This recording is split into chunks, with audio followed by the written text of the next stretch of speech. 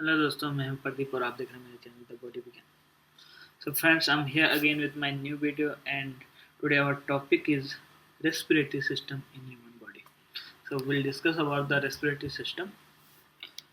सो जैसे कि मैंने यहाँ पे फिर से जो हमारे डिस्कशन पॉइंट हैं 3 बनाए हैं। पहला पॉइंट है रेस्पिरेटरी सिस्टम, दूसरा पॉइंट है function of respiratory system and जो तीसरा पॉइंट है वो है structure of respiratory system.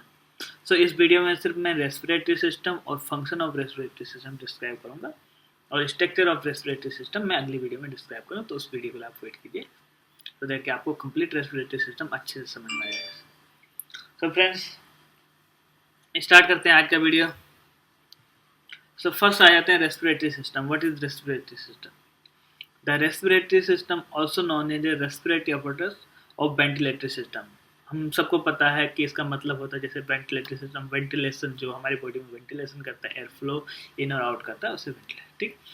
Is a biological system consisting specific organ and structure use for gas exchange in human.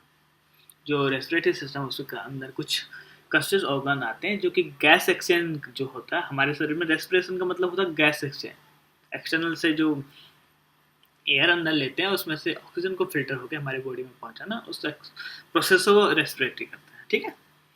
अब देखिए गैस एक्सचेंज क्या होता है कि gas exchange in the lung occurs millions of small air से called a volley in human. जो हमारे respiratory system का जो लास्ट ऑर्गन होता है वो होता है एल्वोली। होता है एक एल्वोली, क्या होता है, छोटे छोटे से एयर सैक्स होते हैं, माइक्रोस्कोपिक सैक्स होते हैं। तो इस सैक से क्या होता है कि ये जो सैक होते हैं वो एयर को ब्लड के सबसे नज़दीक ले जाते हैं और जहाँ जाके अपना ऑक्सीजन हीमोग्लोबिन से रिएक्शन करके हीमोग्लोबिन के साथ अटैच हो जाता है और बाकी एक्सटर्नल गैसें जो होती हैं वो वहीं रुक जाती हैं, ठीक है। ये कुछ गैसें जो होती हैं हमारी ब्लड के साथ साथ बॉडी के और पास में भी चली जाती हैं। उसके बाद वो फिल्टर होकर वापस से जो वेन्स के द्वारा जो गैस एक्सटर्नल गैस होते हैं ब्लड के साथ मिलके वो वापस फिल्टर होने के लिए पहुंचा दी जाती हैं वापस से, ठीक है। सो ये होता है trick. The microscopic sacs have a very rich blood supply, those in bringing air into the close contact with the blood. These air sacs are communicating with the external environment by the system of airway or hollow tubes of which is the largest trachea, ठीक है। जो trachea से होते हैं हमारी body में जो होते हैं कॉन्टेक्ट, जो इन्वायरमेंटल कॉन्टेक्ट के लिए आते हैं, उससे हमारे जो हमारे माउथ और नोज से लेके जहाँ से एयर इन होती है और एवल तक पहुँचते पहुँचते जो जो ऑर्गन्स उसमें इंक्लूड होते हैं, इन्वॉल्व होते हैं, उन सब के थ्रू हमारे जो एल्वोली होते हैं वो बाहर से कॉन्टेक्ट होते हैं, ठीक है। which branches in the middle of the chest into the two main bronchi and जो ब्रोंकी जो ट्रैकिया होता है, जैसे ट्रैकिया आता है तो जैसे हमारे जो लंग्स होते हैं, हमारे 2 लंग्स होते हैं, लेफ्ट साइड में तो राइट साइड में, तो ट्रैकिया की 2 ब्रांचें निकलने शुरू हो जाते हैं। ट्रैकिया से 2 डिवाइडेड ब्रांचेस जिसको हम ब्रोंकी कहते हैं। ब्रोंकी जो एंटर होता है एक लंग में होता है और दूसरे लंग में होता है, ठीक है।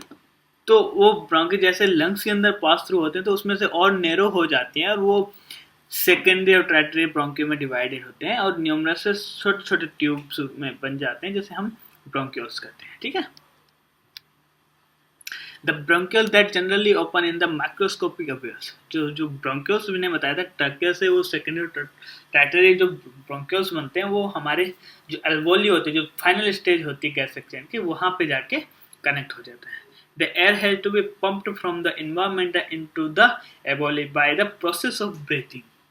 अभी जो हवा बाहर से लेते हैं और अंदर हमारे ब्लड कॉन्टेक्ट तक पहुंचाते हैं, उस प्रोसेस को हम जो ब्रीथिंग कहते हैं, which is involve muscles of respiration, और जिसमें हमारे जो स्मूथ मसल्स होती है ये हेल्प करते हैं हमारे सांस लेने में, ठीक है।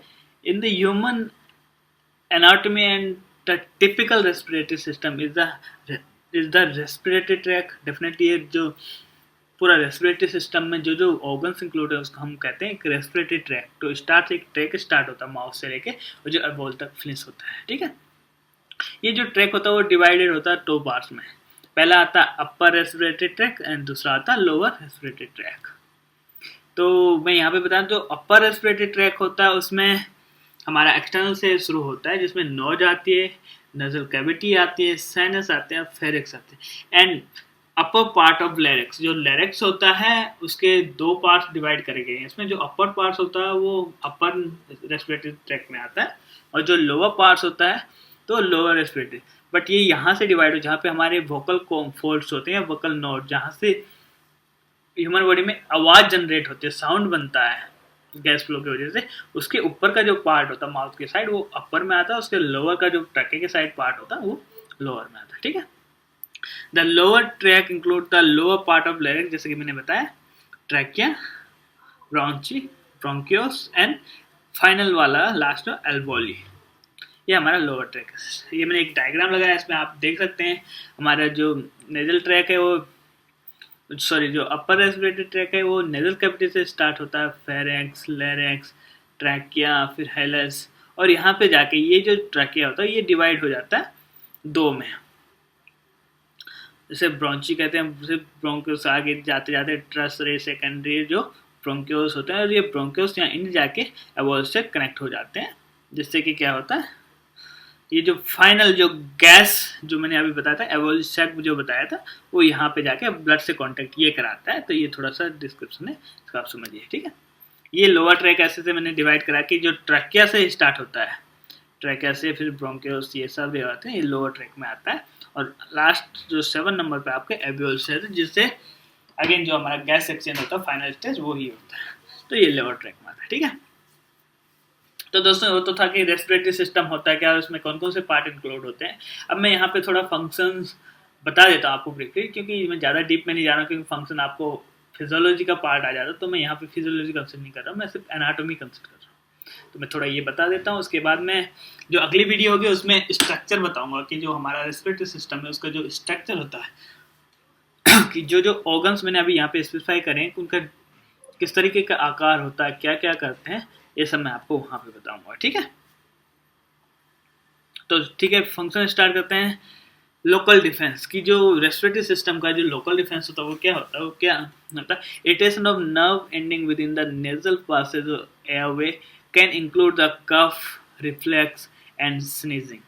जो लोकल डिफेंस में ये होता है कि जो भी हमारे नेजल कैविटी में या ट्रैकिया में या कोई म्यूकस लाइवा हमारे जो ट्रैकिया तक पहुंचता है, तो उससे जो इरिटेशन होती है, तो हमारी जो रेस्पिरेटरी सिस्टम, हमारे नेजल तुरंत के तुरंत उसके अगेंस्ट रिएक्ट करते हैं और उसको एंटर होने से रोकते हैं। तो जिसमें हमें स्नीचेस हो जाती हैं, कफ हो जाता है, वो तुरंत के तुरंत रिस्पॉन्स करता है, ताकि हम उससे होने वाला जो हार्म हमारे रेस्पिरेटरी सिस्टम को होगा वो नहीं हो पाएगा, और इस तरह से वो लोकल डिफेंस करता है लंग्स के लिए और अपने रेस्पिरेटरी ट्रैक्स के लिए।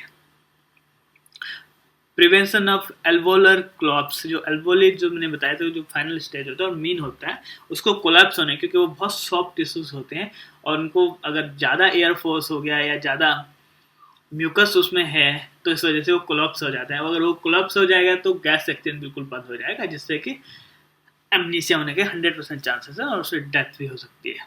तो इसमें क्या होता है कि the lungs make the surface and surface active lipoprotein complex, जो लिपोप्रोटीन कॉम्प्लेक्स जिसे हम कहते हैं फॉस्फोलिपोप्रोटीन कॉम्प्लेक्स होता है, उससे टाइप सेकंड एल्वोलर सेल्स बनाते हैं, and it flows on the surface of the thin water layer which is the length outside the inside the alveoli, reducing the water surface tension। जो alveoli में जो moisturisation होता है, जो water surface होता है उसको रिड्यूस करता है। ठीक है, फिर आता है contribution the whole body functions. The lung vessels contain in the fibrinolytic system that dissolve the cloth that may have arrived in the pulmonary circulation by the embolism obtained from the deep veins in the lung। okay, and ये the final और सबसे main function भी कह सकते हो आप उसे vocalisation. Vocalisation क्या होता है कि वोकलाइजेशन हम कुछ बोलते हैं, बोलते हैं, स्पीक, जो भी मतलब आवाज़ जहाँ से निकलती है उसे वोकलाइजेशन कहते हैं। The movement of gas through the larynx, pharynx and mouth allow human to speak and phonate vocalization और sneezing. And an organ located at the base of the trachea, the vibration of air floating across the larynx, जो हमारा larynx part है, जैसे मैंने बताया larynx का जो अपर वाला होता है वो वोकल कॉर्ड से डिवाइडेड होता है, अपर और लोअर। तो वोकल कॉर्ड वो वहीं होता है जहाँ से आवाज़ निकलती है, जो एयर का जो वाइब्रेशन होता है उस वाइब्रेशन से निकलने वाली को आवाज़ कहते हैं, उससे साउंड होता है, ठीक है।